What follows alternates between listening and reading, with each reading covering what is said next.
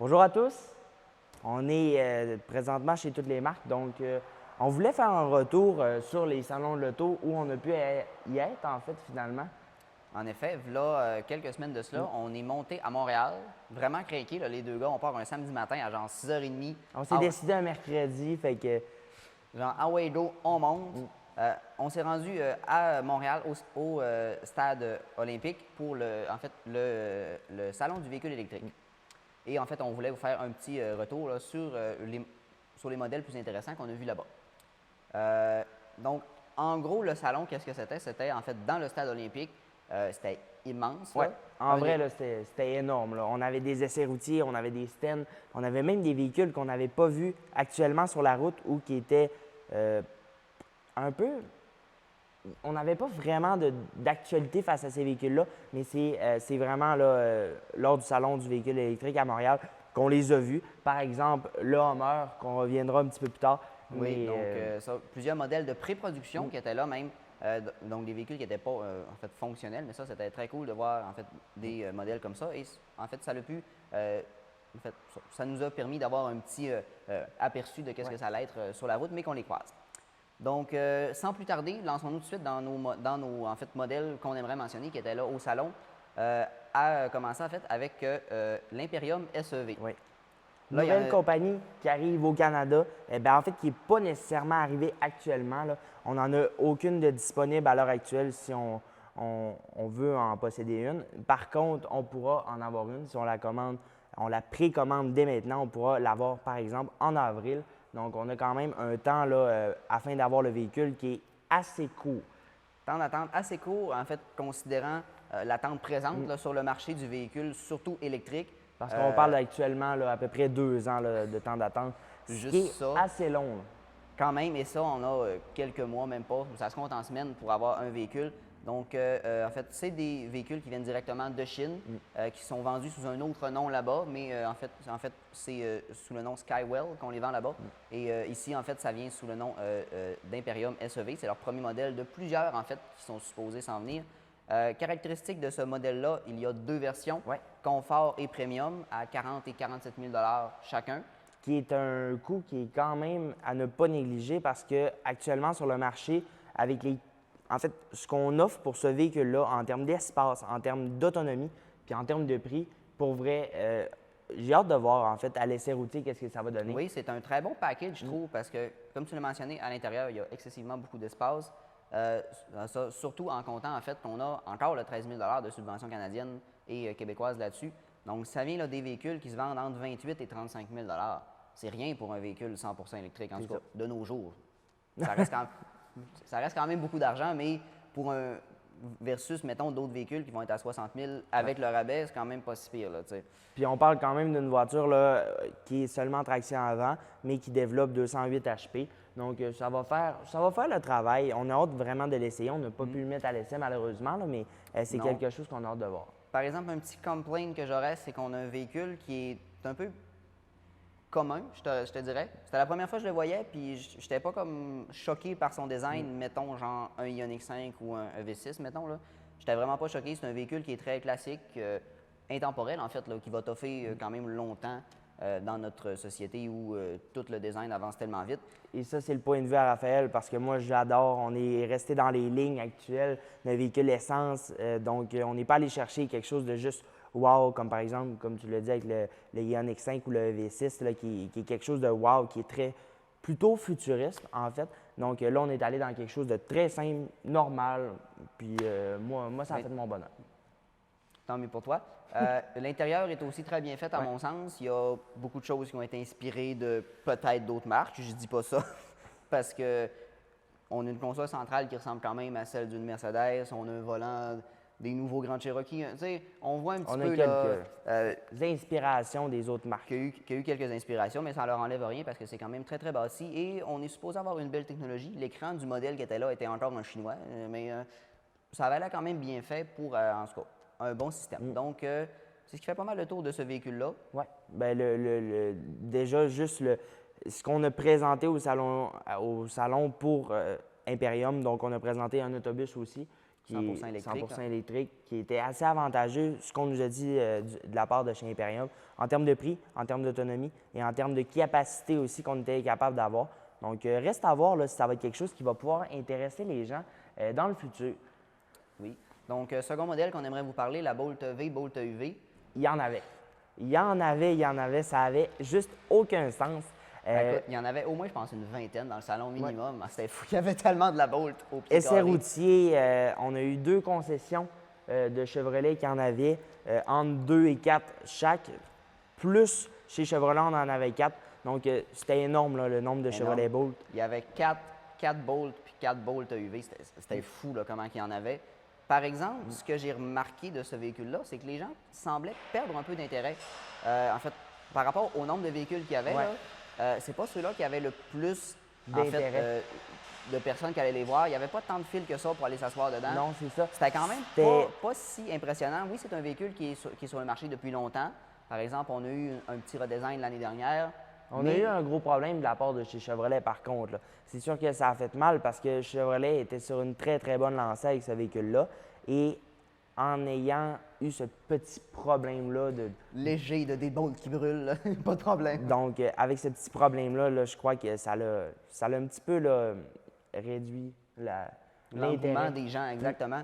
En fait, malgré ce que Chevrolet nous dit que que les ventes de la Bolt vont bien, tout ça, ils ont quand même perdu un peu à cause de ce léger incident. Donc, c'est tout ce que j'avais à dire finalement sur ce véhicule-là, parce que ça reste quand même, oui, un véhicule traction avant, mais un véhicule qui garde un excellent rapport qualité-prix. 420 km d'autonomie pour 35 000 $. Sérieux, ça fait juste vraiment du sens. Puis il y a plein d'équipements en plus là-dedans. C'est vraiment un véhicule qui est intéressant à tout point, là, en fait. Autant par son équipement, qui reste quand même assez basique, mais qu'on est capable d'aller chercher un confort qui est supérieur à la première génération. Donc, vraiment, là, plusieurs ajouts qui ont été faits de la part de chez Chevrolet. Et en parlant de Chevrolet, on va se déplacer maintenant du côté de chez Cadillac. Oui, on reste dans le même kiosque. En fait, il y avait, je pense, un des véhicules qui m'a le plus impressionné du salon, de par son design futuriste, son approche vraiment luxueuse aux véhicules électriques. Là. Ça sonnait l'opulence là-dedans. Pour vrai, c'était cool. Bien, on parle quand même d'un véhicule de 71 000 là. Plus ou moins. En fait, je parle ici du Cadillac Lyriq 2023, véhicule qui va, en fait, les commandes officielles pour ce véhicule-là commencent le 19 mai, c'est-à-dire dans pas très longtemps. Là. Donc, vraiment, un véhicule qui m'a beaucoup plu. On peut vous montrer à l'instant le show de lumière qu'on a eu le droit sur ce véhicule-là. C'est cool. Oui, c'est vraiment cool. Comme vous voyez à l'image, on voit vraiment que le logo Cadillac s'allume. Ensuite, on va voir que la grille vraiment là, va aller avec toutes les lignes. Puis on aura les clignotants là, qui vont avoir une ligne complètement là, verticale qui pourra avoir des points. Donc, une signature lumineuse là, qui est vraiment wow du côté Très belle signature lumineuse, autant à l'avant qu'à l'arrière. Même chose à l'intérieur du véhicule. On a le droit à vraiment là, une cabine somptueuse. C'est juste le mot que je vais utiliser. En fait, on reste quand même dans un Cadillac. Là. Ça reste un caddie. Tu t'assis là-dedans, c'est comme dans nos gros fauteuils qu'on est assis présentement. Tu es bien calé dedans, puis ça va bien pour ça. Aussi, véhicule super technologique, écran de 33 pouces en dedans, 19 speakers, coûte tout le kit. Donc, vraiment, un super beau véhicule. Oui, c'est quand même 71 000, mais il y a beaucoup d'autres véhicules qui s'approchent de la barre du 70 puis qui n'offrent pas autant que ce Cadillac-là. Cependant, pour 71 000 tu as un véhicule qui est propulsion seulement.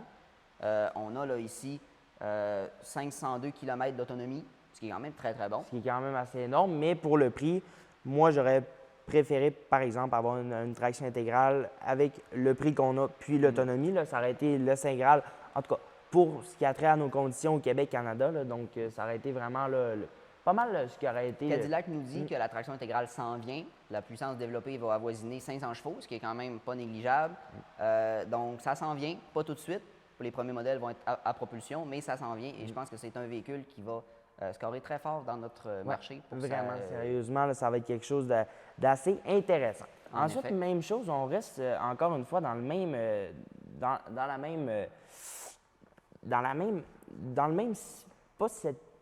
même idée, mais en fait, dans le même stand.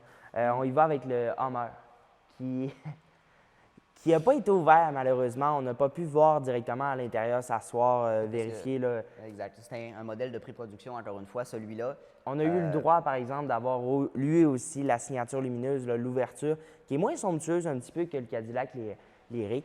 Mais avec le Hummer, là, on a quelque chose qui est quand même assez cool à voir. C'était le camion le plus cool et c'est le camion le plus cool qu'on peut retrouver actuellement, pas sur le marché, mais qui est présenté en fait à la production. Donc, c'est sûr que si je croise un mort sur le chemin, je prends une photo, là.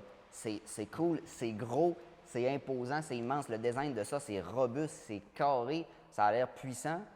Tout est platé en dessous, donc… Exact. C'est fou, tu as des gros pneus de 33-35 pouces là-dessus, puis ils ont l'air microscopiques. C'est fou comment c'est immense. Puis on se dit que ça, c'est un véhicule 100% électrique. Moi, je trouve ça juste débile puis vraiment malade. 100% électrique, puis on va pouvoir vous mettre quelques photos là, du camion, on en a pris. Même de l'intérieur, on était capable à travers les vitres.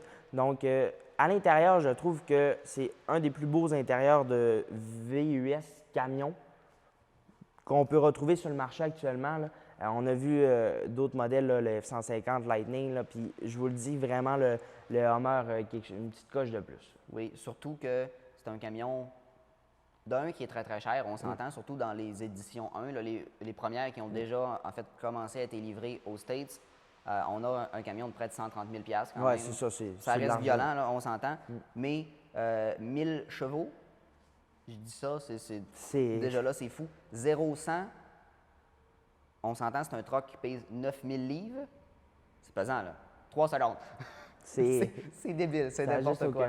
Suspension à l'air qui lève ça à peu près 20 pouces dans les airs. On a les roues aussi à l'arrière là, qui peuvent 4 roues directionnelles, exactement. En crabe ou quoi que ce soit. Pour se promener en crabe, en tout cas, c'est juste débile comme véhicule. C'est un statement, en fait. T'achètes pas ça parce que tu en as besoin, c'est juste parce que tu veux avoir l'air cool. Et croyez-moi, t'en as un, tu es cool. Il n'y a pas de doute là-dessus. Donc, c'est un véhicule là, qui va avoir quand même une très bonne autonomie malgré son poids. On parle d'un petit peu plus de 400 km. C'est quand même pas si pire. Ça reste... C'est ce qui reste à voir aussi. C'est des chiffres qui sont très approximatifs, mais il reste à voir qu'est-ce que ça va donner sur la route. Exact. Donc, on a vraiment hâte, premièrement, de l'essayer, puis deuxièmement, d'en voir un sur la route. Donc, exactement.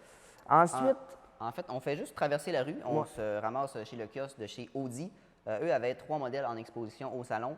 Celui-là qui a suscité le plus d'engouement, selon moi, c'était le nouveau Q4. Le Q4, exactement. Donc, véhicule d'à peu près 60 000 qu'on est capable d'avoir en traction intégrale, qui offre probablement plus de 400 km d'autonomie. Donc, c'est un véhicule qui, selon moi, qui va se faire une très belle place dans le marché, surtout qu'on est assuré d'avoir la qualité Audi. Chose que certains autres modèles, des fois, on n'est pas sûr, mais là, on sait qu'on va avoir un véhicule qui est bien bâti, qui est bien construit, avec un intérieur de qualité, luxueux, technologique, tout ça. Puis on a vu que vraiment tout était pensé en fait pour le conducteur. Donc l'écran du centre est vraiment plus tourné envers nous. Donc vraiment, là, ça a été réfléchi par les ingénieurs de chez Audi pour faire un véhicule qui est, à mon sens, un petit peu moins beau. Je trouve que le e-tron est plus beau que le Q4, mais on garde quand même un beau véhicule là, globalement, et l'intérieur est juste magnifique. Exactement. Puis parlant du e-tron, justement… On en a eu 2 modèles. Oui, il y en a eu 2. Il y a eu le modèle VUS standard puis le modèle coupé. J'aime pas les VUS coupés dans la vie. Je veux un e-tron Sportback. Ouais, c'est fou comment ils sont beaux. Ouais, juste vraiment, là, il nous a fait un petit coup de cœur. Là, il était très beau. Le coupé n'était pas dans le salon. Il était en fait dans la section essai. On l'a vu quelques fois, pas des fois. On l'a trouvé très, très beau. Mais la version VUS qui était dans le salon, je trouve que ça a été quand même le véhicule, un des véhicules les plus boudés du salon. Il n'y a pas grand monde qui allait le voir. Son emplacement, premièrement, n'était pas super. C'était caché derrière. Il était très mal placé, mais quand même, il n'y a pas grand monde qui sont allés le voir. J'ai été très surpris de ça. OK, c'est sûr, on s'entend, c'est un véhicule de quasiment 100 000. Oui, plus que 100 000. Là, on peut avoisiner là, les 160 000, full équipe. C'est comme très cher. Tu n'as pas tant d'autonomie par rapport à l'argent que tu dépenses. Ouais. Fait que, dans notre marché actuel, oui, ça fait juste 4-5 ans que c'est sur le marché, mais c'est déjà révolu malheureusement. Autonomie versus en termes d'autonomie puis de passé prix. Là. C'est trop tard pour ce modèle-là.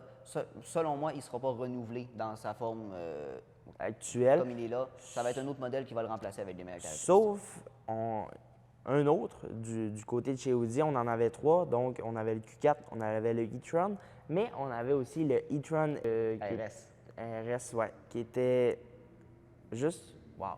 Il était beau. Ouais. On s'est assis dedans, on a pu vraiment voir à quel point cette voiture-là était réfléchie, mais on est allé chercher un petit quelque chose là, chez Audi. J'ai trouvé qu'il manquait un petit quelque chose. Là. C'est sûr que pour un véhicule de ce prix-là, c'est-à-dire 190 000 avant taxe, c'est cher. Il manquait un petit quelque chose. Il manquait Je trouvais qu'il manquait le petit comme, côté vraiment cool puis techno que la Taycan a, qui est sa sœur jumelle finalement. Ils ont la même plateforme les deux. Là. Je trouve qu'il manquait un tout petit... un petit quelque chose, oui. Je pourrais pas mettre le doigt sur quoi, mais entre ça et une Taycan, je trouve que la Taycan a un petit charme supplémentaire.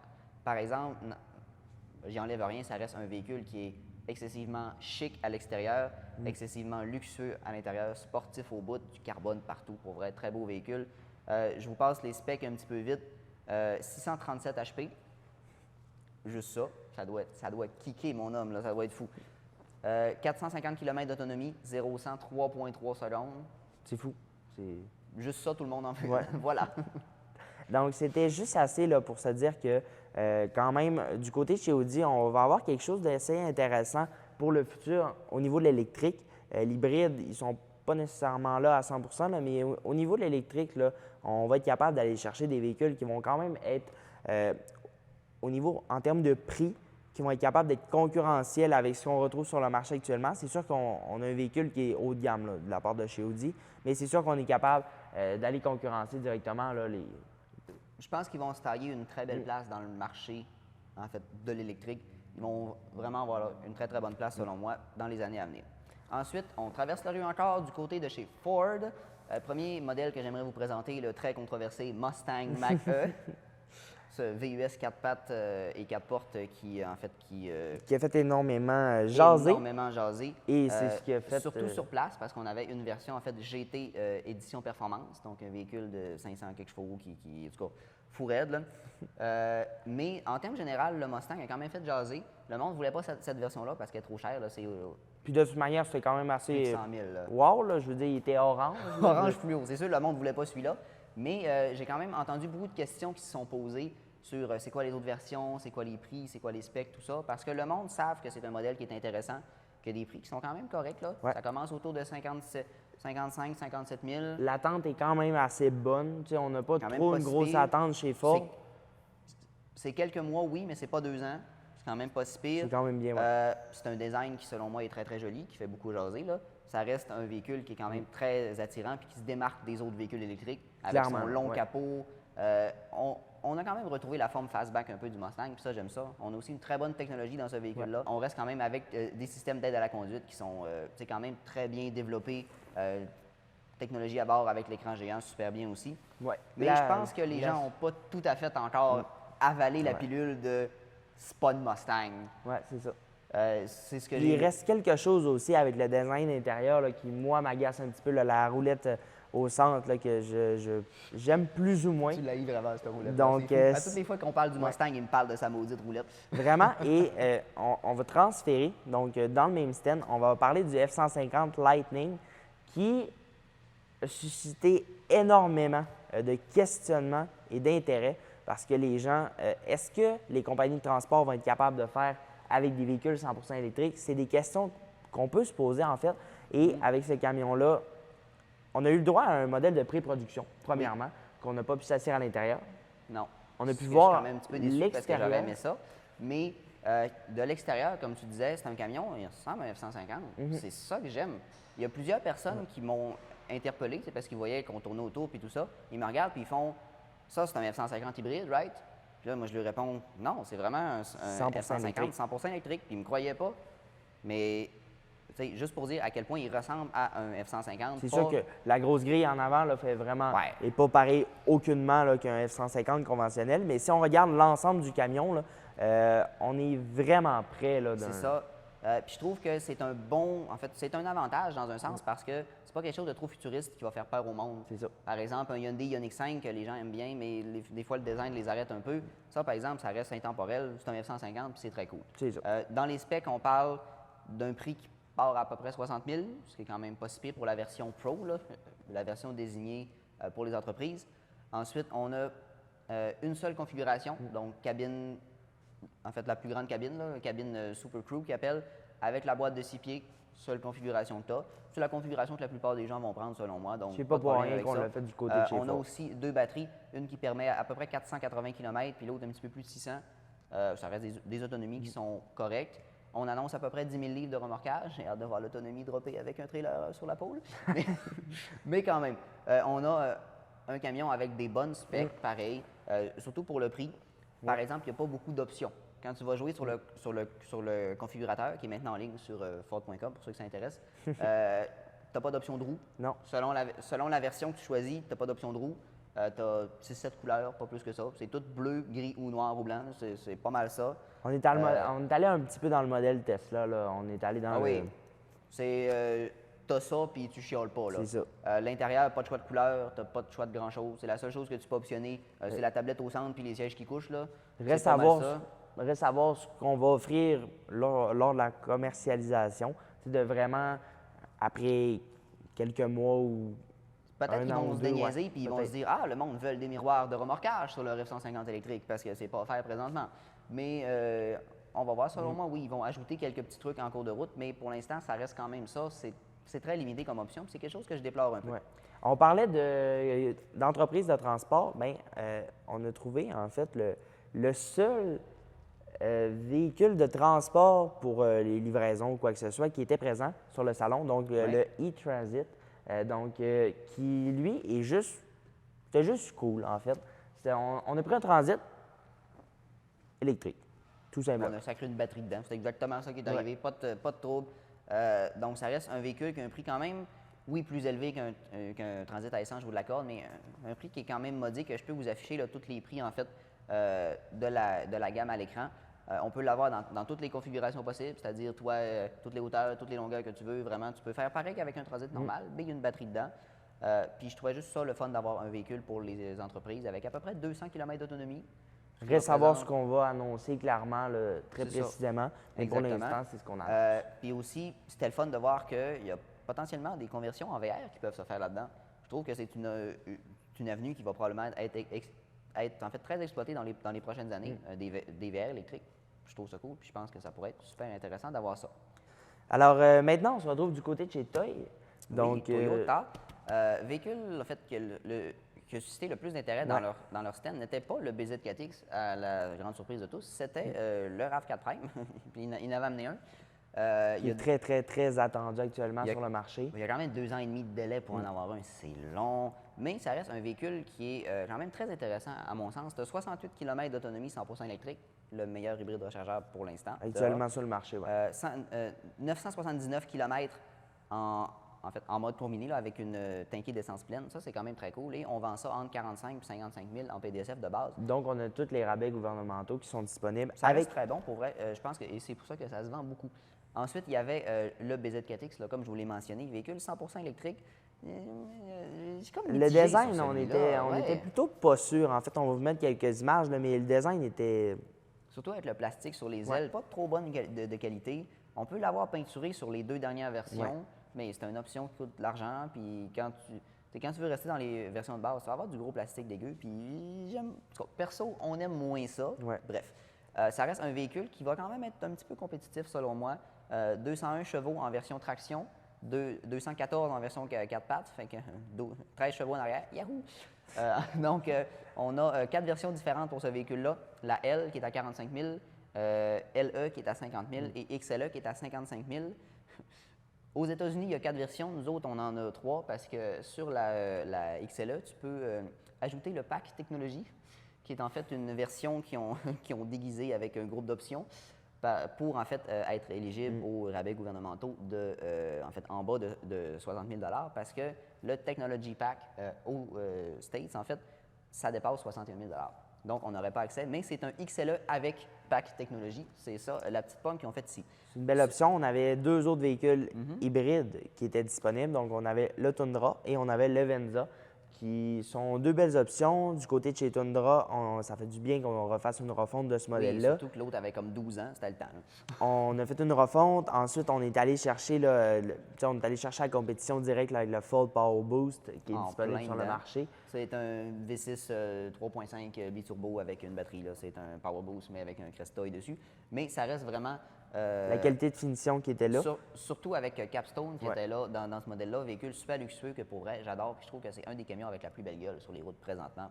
Point. Tout ce que j'avais Actuellement à sur le marché. Ensuite, du côté de chez Subaru, on traverse la rue, on avait le Solterra, donc qui est le frère jumeau du BZ4X. Ah, jumeaux solides à part de ça. Ouais. Là. Les croisés vite, j'aurais de la misère à dire lequel est lequel. Ouais. Pour vrai. La seule grosse différence, c'est qu'une semblante grille sur le Solterra, puis voilà. Mais ça reste les mêmes prix, les mêmes autonomies, 400 km, ça reste pas mal la même chose. Là. Fait que, à quelques différences près, c'est le même véhicule. C'était surtout à pas mal l'intérieur. sensiblement pareil. Et maintenant, les voisins en arrière,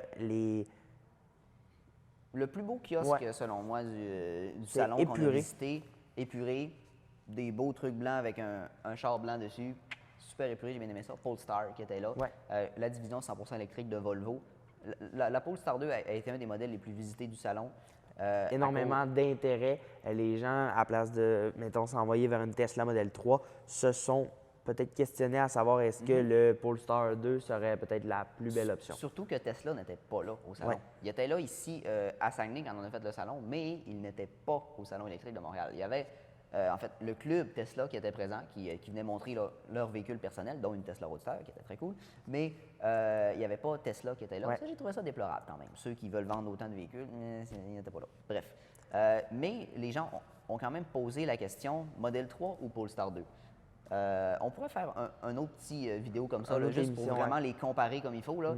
Ça pourrait être intéressant, mais c'est deux modèles qui ont des caractéristiques différentes, notamment Volvo, fait Polestar.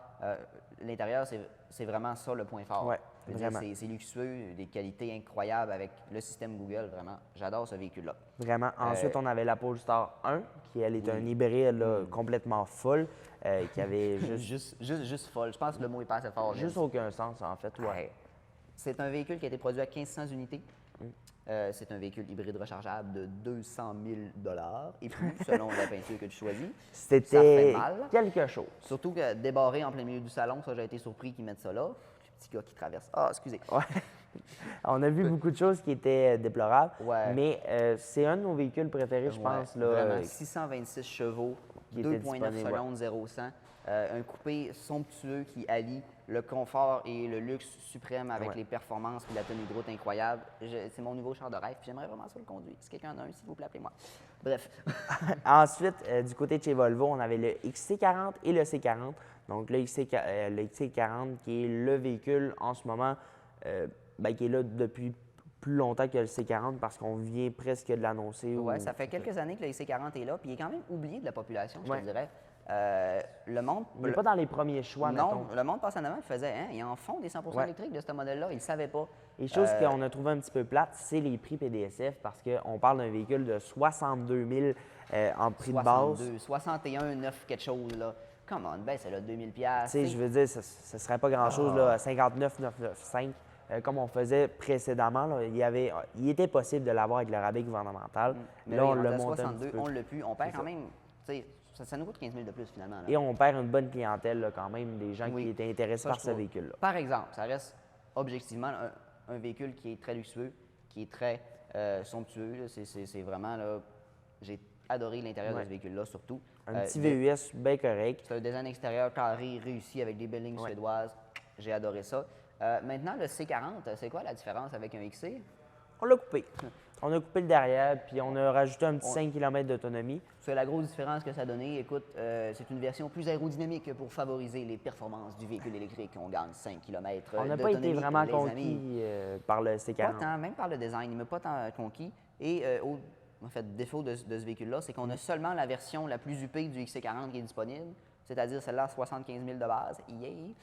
Ensuite, du côté de chez Lexus, on avait 3 véhicules disponibles sur le salon, un NX, un RX et ES, si je ne me trompe pas, qui étaient ES, disponibles exactement. toutes les trois en version hybride. Oui, le NX, en fait, était en version hybride rechargeable. Oui. Mais on voit que Lexus ne fait pas tant d'efforts dans ce côté-là. Ils ont annoncé, en fait, la journée même du salon qui commençait, le RZ 450E, qui est une copie UP du Solterra, Solterra du puis du BZ4X. BZ4X, mais avec une qualité Lexus, je l'espère. Donc, véhicule plus beau, à mon sens, parce qu'il n'y a pas de plastique. Moins de plastique et toutes ces Fait que, choses-là. ça reste un véhicule quand même très bien que j'ai bien hâte de voir, mais un petit peu déçu de ce qu'il y avait à montrer. Ensuite, du côté de chez BM, on avait le iX puis le i4 qui étaient disponibles, dans le iX, le VUS, le i4 qui était la petite berline. Dans le fond, berline une grand série coupé, là. 3. Série 3 grand C'était coupé, pas mal genre, série avec, 3. oui. Donc, cette i4-là, 335 chevaux, 55 000 475 km d'autonomie. Très belle. Très belle, très fait luxueuse à l'intérieur, très solide, bien construit. Donc, pourquoi choisir une Modèle Modèle 3. 3 face à ça? C'est pas, bien honnêtement. Et il reste le iX qui a un design un petit peu plus du modèle X chez Tesla, avec C'est à peu près le même format, en son effet. devant qui est en dents de lapin. Donc, il reste à voir en vrai là, qu'est-ce que ça donne au niveau de la Je conduite. pense que j'ai trouvé le terme que tu cherchais pour décrire le char dégueu. C'est dégueu, c'est pas beau. Excusez-moi, là, mais on l'a vu en photo, je le trouvais laid. Je suis arrivé au salon avec un petit espoir optimiste de ah, peut-être qu'il va être plus beau en vrai. Non, malheureusement. Je suis désolé pour les propriétaires qui le trouvent beau, mais moi, non, il ne conquit pas mon cœur, malheureusement. Ça n'a pas fait de ce côté-là. C'est ça. C'est Par sûr qu'on exemple- parle d'un véhicule de 80 à 122 000. C'est sûr qu'on a 516 ou 610 HP de disponible. Un 0-100 de 3,8 secondes avec la version la plus haute. Quand Donc, même, puis entre 340 et 521 km Ouais. d'autonomie. C'est bon, c'est très bon, mais c'est cher puis c'est pas beau. C'est le Par design qui Par est exemple, l'intérieur, c'est comme un grand salon pour vrai. Ça, j'ai bien aimé. on a une qualité de finition BM. Et ensuite, du côté des petits véhicules de la gamme Mini, donc on est allé, on avait deux modèles de disponibles. On avait le Mini 3 portes, en fait, qui 3 était, portes, 177 km d'autonomie. bleu. manque un peu d'autonomie. 143 000, 43 000 bleu aussi. Qui est cher un petit peu, c'est le cher 2 roues pour ce motrices, que- 177. Il manque d'autonomie, puis le prix est peut-être à c'est ça. réviser. Là. Mais ça garde un petit caractère cute, Ouais. puis sa conduite agréable de Mini. Ça, j'ai bien hâte de l'essayer pour vrai. Ensuite, je traverse maintenant du côté de chez Hyundai. Il y avait 7 véhicules. Ça avait de juste présent. pas de sens, le Il y avait nombre de tellement monde qu'il y avait là. Non, mais c'était fou pour vrai. Et le véhicule qui a suscité en fait le plus d'attention selon moi, c'était le Kona électrique. Véhicule avec une excellente valeur de revente, une excellente valeur même à l'achat que les gens aimaient bien. Niveau d'équipement super bien, 414 km d'autonomie, traction avant, 201 chevaux, entre 44 et 50 000 de PDSF de base selon la version qu'on choisit. Donc quand même, c'est un véhicule qui selon moi garde une très belle valeur, Mais surtout depuis sa refonte de l'année dernière. Sa refonte, on a peinturé un petit peu tous les plastiques. Et la version qui a suscité encore un petit peu plus d'intérêt que moi, je trouve, c'est le Ioniq 5, donc 4 roues motrices. Actuellement, on n'est pas capable d'en commander. Donc, Il faut attendre 2023 avant de passer à la commande. C'est fou. traction intégrale, 50 000 en prix de base, 168 à 320 HP, dépendant de la batterie qu'on utilise. Exactement. Donc, juste Ça, entre 355 et 490 km d'autonomie, c'est un véhicule que les gens veulent avoir. Puis moi, je le trouve cool avec son design un petit peu fucké finalement. Tu sais, il est weird, il est douteux, mais on l'aime pour ça parce qu'il est cool. Puis c'est ce qu'on aime finalement. C'est un véhicule électrique différent puis qui est super pratique aussi. Pour avoir eu la chance de l'essayer, vraiment là, très beau véhicule. On va vous faire là, une chronique plus complète là-dessus éventuellement. Ensuite, on va parler de sa petite sœur, son petit frère, le EV6 de chez Kia. Donc, un design qui ne ressemble aucunement au Ioniq 5. On est allé avec des courbes qui sont vraiment plus futuristes de ce côté. Des courbes, c'est des courbes au lieu de des carrés finalement, mais ça reste un véhicule très très beau. Les mêmes prix, les mêmes autonomies, les mêmes versions, plus ou moins Tout avec est des très noms semblable, différents. Là. Tout est très semblable. Par exemple, il va y avoir une version GT plus tard qui va être une version performance, mais Qui ça va reste. aller dépasser la Porsche Taycan et qui va aller dépasser là, les véhicules. Je ne penserais pas à la Taycan, mais on reste là dans À ce qu'on a dit sur dans un véhicule actuellement, ouais. qui va aller se frotter probablement à ce genre-là. Ça j'ai hâte de l'essayer. Reste sérieux. à voir, ouais. Mais ça reste un excellent véhicule que j'ai très hâte de voir, qui était aussi excessivement en demande. Il y avait aussi là, d'autres véhicules du côté de chez Kia, notamment le Nouveau Sportage, et le hybride branchable et le Soul. EV. Exactement. Qui était là. Ensuite, dernier véhicule dont j'aimerais vous parler du salon, Hyundai Nexo. Véhicule à l'hydrogène, qui n'est pas électrique, on tombe dans autre chose, là. Mais ça reste un véhicule quand même très cool que moi j'ai beaucoup aimé parce que je pense que en fait l'hydrogène est Une option. une voie pour l'avenir en effet qu'on devrait se servir. Donc, pour en fait 71 000 on obtient un véhicule de 160 chevaux en propulsion qui peut parcourir jusqu'à 611 km d'autonomie avec une tanké d'hydrogène qui, en fait, en termes de prix, revient à consommer à peu près 4 litres au 100 km. Avec le prix de l'essence actuel, là, c'est quand même not bad. C'est pas si pire. Ce qui reste à voir aussi là, en termes de, tu sais, de la manière de se gazer, là, tu sais, de pouvoir pas Tanker, recharger, mais finalement, oui, tanker le véhicule. Donc, reste à voir là, la facilité de pouvoir avoir accès. Parce que présentement, le réseau est à chier. Pour vrai, Il n'y a là, pas grand-chose. il n'y a tellement pas de façon de recharger ces véhicules-là. C'est pour ça qu'ils sont aussi chers et qu'il y en a aussi peu. Bref, c'est ce qui fait le tour du salon. Pour terminer, j'ai une question à te poser. Moi, je suis en avais une. J'y vais en premier. T'as préféré lequel? Hors de toute catégorie, là, t'as préféré lequel? Là? Du côté de l'hybride, c'est vraiment la Polestar 1 qui a été mon coup de cœur. La plus cool, là. On était trois, là, puis je pense que c'était vraiment le véhicule qu'on a préféré. Là. Ah, avoir je eu, l'aime. Oui, oui. avoir eu le budget, je pense qu'on serait parti avec. Sinon, du côté de l'électrique, ça allait entre deux véhicules, soit les ID4 de chez Volkswagen, qui n'étaient pas en là, exposition, malheureusement. seulement Tesla n'était pas là, Volkswagen n'était pas là, puis Porsche n'était pas là. Mazda n'était pas Mazda là non plus. Les 4 marques, je suis un petit peu déçu de vous, quand même. Come on. Mais sinon, là, c'est tout ce que j'avais à dire pour ça. Le ID4 ou le Volvo XC40, là, qui étaient les deux options là, que moi, j'aurais peut-être regardé plus Considérait attentivement. Intéressant. Personnellement, je dirais plus avec le. En termes de véhicules 100% électriques, j'irais plus avec le Mustang, je te dirais. J'adore la gueule seulement. Là. Il est beau. Il est beau, puis pour en avoir conduit un à plusieurs reprises, ça va vraiment bien. C'est un des véhicules électriques qui est le plus comme engaging à conduire. Là. C'est cool, j'aime vraiment ça. Donc, en plus, avec la technologie dans ce véhicule-là, c'est celui-là que je trouve le plus le fun à mon sens. Mais je sais que personne ne va être d'accord avec mon choix, mais c'est lui que je préfère pareil. On pourra en rejaser, bien entendu. Donc, ça nous a vraiment fait plaisir de pouvoir jaser de véhicules avec vous. Sur ça, un gros merci à toutes les marques .ca de nous avoir prêté leur bâtisse, les véhicules à l'arrière qui sont juste wow. Merci beaucoup, Raphaël, d'avoir été là. Merci à toi, Vincent. Et Sur ça, merci à vous aussi, cher public, d'avoir toffé cette excessivement longue vidéo parce qu'on aime beaucoup trop jaser de char. Si vous avez aimé ce format-là, genre assis, on jase puis on montre des images de ce qu'on a fait, je trouve ça cool aussi. Puis si vous voulez que ça continue, ben dites-nous-les, écrivez-nous. C'est le fun quand vous nous parlez puis qu'on a des feedbacks comme ça. Fait que allez-y, je vous encourage là-dedans. on vous encourage à aller voir tous nos réseaux sociaux, Facebook, YouTube, Instagram et TikTok. Sur ça, on se dit à la semaine prochaine. Bye bye. Bye.